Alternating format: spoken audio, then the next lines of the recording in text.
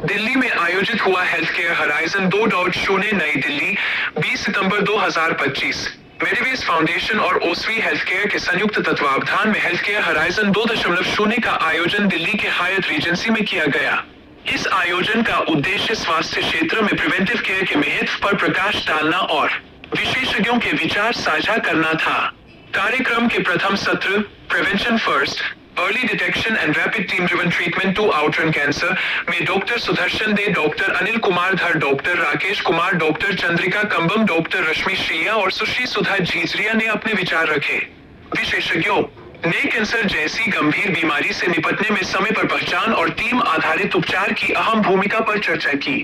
दूसरे सत्र beyond medicine the power of human resource में डॉक्टर रोहित गर्ग, जय प्रकाश, जयमलिनी रमारत्नम, अमित लखोटिया, समारा महिंद्रा और वंदना कमरा ने विचार प्रस्तुत किए। इस सत्र में स्वास्थ्य सेवाओं में मानव संसाधन की अहमियत और उसकी क्षमता को रेखांकित किया गया। इस अवसर पर मेडिवेज फाउंडेशन के संस्थापक अनुराग श्रीवास्तव और सह संस्थापक ब्रिजेश श्रीवास्तव ने सभी विशेषज्ञों और प्रतिभागियों का आभार व्यक्त किया और कहा कि इस तरह के मंच स्वास्थ्य सेवा क्षेत्र में नई दृष्टि और दिशा प्रदान करते हैं।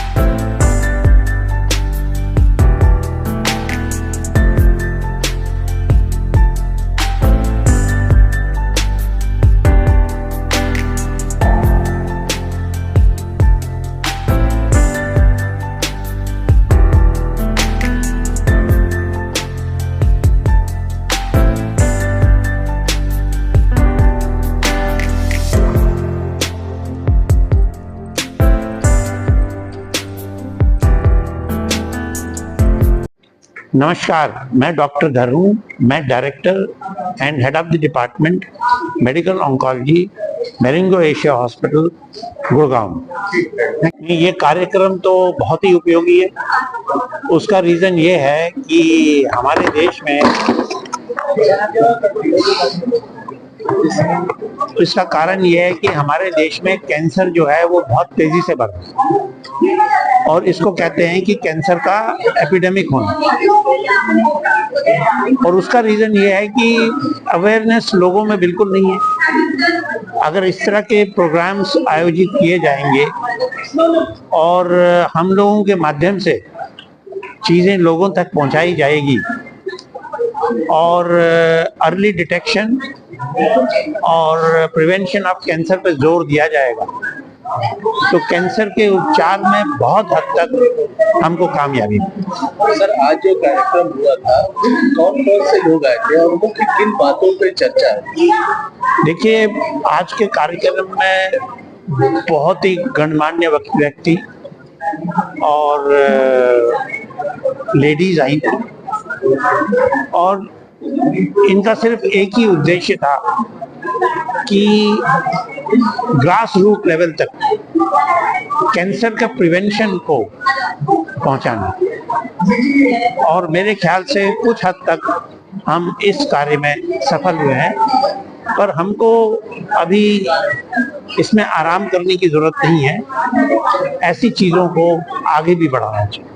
जो समस्या सर आप बता रहे हैं, रूरल इलाके में काफी ज्यादा है और अवेयरनेस उतनी ही कम है, तो हमारे चैनल के माध्यम से कुछ मैसेज देना चाहिए उन लोगों को जिनको इस बात की जानकारी नहीं। देखिए, मैं आपको दो मैसेज दूं। एक तो ग्रामीण लोगों के लिए, जैसा आपने बताया रूरल एरिया में, और दूसरा शहरी लोगों के लिए। अब हमारे कंट्री में कैंसर सर्विक्स जो है वो ग्रामीण लोगों में ज्यादा होता है और उसका रीजन सिर्फ दो होता है, पर्सनल हाइजीन मतलब साफ सफाई, और दूसरा getting involve into multiple sexual partners, एक आदमी से ज्यादा लोगों से संबंध बनाना। तो उसको हमको रोकना है, उनको ज्ञान देना है, क्योंकि सर्विक्स के वजह से काफी कैंसर पेशेंट्स हमारे इंडिया में हैं। अब आप शहरी उसमें आ जाइए, शहरी विभाग में जो लोग सिटी में रहते हैं, जो लेडीज खासकर, उनमें ब्रेस्ट कैंसर ज्यादा होता है, और जो मनुष्य हैं, मेल्स हैं, उनमें लंग कैंसर और प्रोस्टेट कैंसर ज्यादा होता है। तो लेडीज के लिए मेरी प्रार्थना ये है कि आजकल एक प्रथा चल गई है जिसको कहते हैं लाइफस्टाइल चेंजेस, स्मोक करना, अल्कोहल कंजम्पशन करना, फैटी डाइट खाना, लैक ऑफ एक्सरसाइज, सुबह देर तक सोना, सिगरेट पीना।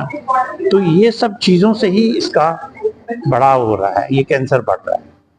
तो हमारे माध्यम से इन लोगों को, पर्टिकुलरली यंग जनरेशन को, ये मैसेज जाना चाहिए कि ये सब खराबी है। आप स्मोकिंग नहीं करिए, शराब मत पीजिए, फैटी डाइट नहीं खाइए, आप नित्य एक्सरसाइज करिए, टाइम पे सोइए, टाइम पे उठिए, और स्ट्रेस को अवॉइड कीजिए। और मनुष्यों के लिए हमारा ये है कि भाई लंग कैंसर का सबसे इम्पोर्टेंट और सबसे दो इम्पोर्टेंट कॉज होते हैं, एक तो सिगरेट स्मोकिंग करना और दूसरा रेडॉन गैस। तो आप सिगरेट स्मोकिंग करके आपको क्या मिलता है? तो यू हैव टू स्टॉप। ठीक ठीक सर, आप बता दीजिए। सर, मैं डॉक्टर राकेश, मैं वर्धमान महावीर मेडिकल कॉलेज और सफदरजंग हॉस्पिटल में कैंसर सर्जरी विभाग में कार्यरत हूँ एज ए प्रोफेसर एंड विभाग अध्यक्ष। सर, आप यहाँ पे आए, आपका किस तरह का अनुभव है? अच्छा अनुभव है, एक अच्छी शुरुआत है, और खासतौर पे लोगों में जागरूकता जगाने के लिए, अवेयरनेस बढ़ाने के लिए इस तरह के कार्यक्रम अगर हों, मास लेवल पे हों, पेरिफेरी पे हों, तो ज्यादा अच्छा है। जो ये कर रहे हैं वो अच्छी है। सर, अवेयरनेस के कार्यक्रम पहले से भी कई चले आ रहे हैं, लेकिन जिस तरह की समस्या आ गई है, दिन ब दिन बढ़ती जा रही है भारत में, तो क्या लगता है सरकारों को भी इनमें इन्वॉल्व होना चाहिए, और प्राइवेट सेक्टर तो आ ही नहीं है? सरकार इन्वॉल्व है, सरकार की तरफ से काफी कार्यक्रम चल रहे हैं। इवन इनफैक्ट कहाँ देख रहे हैं सर, तो ये लगा कमी नहीं है, मतलब और प्रयास की जरूरत है, और जो पार्टिसिपेशन है थोड़ा सा और बढ़ाने की जरूरत है, और अवेयरनेस है, अवेयरनेस बढ़ी है, उसको और बढ़ाने की जरूरत है। और दूसरी चीज, हमें अपनी लाइफस्टाइल हमें खुद पे भी लेना पड़ेगा, सिर्फ सरकार और समाज नहीं कर, हमें खुद पे भी लेना पड़ेगा, और हमें अपनी लाइफस्टाइल में चेंज करेंगे। बहुत सारे कैंसर है, आप सिर्फ लाइफस्टाइल में परिवर्तन करके ही कर सकते हैं। अगर चार पांच छोटी छोटी चीजों को अगर हम इम्प्लीमेंट कर लें अपने जीवन में, तो उससे काफी हद तक बहुत सारे कैंसर से बचा जा सकता है। ठीक है, ठीक सर।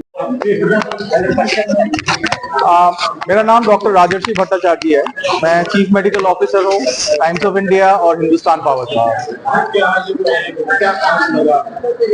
देखिए, ये जो आयोजन है मेडिवेज का, it's always been very close to my heart. It's more on the prevention rather than treatment of cancer. हम लोग अगर प्रिवेंशन ठीक से करें, असेसमेंट ठीक से करें, तो हम लोग रेस जरूर जीतेंगे, because without that cancer treatment becomes very impossible, next to impossible.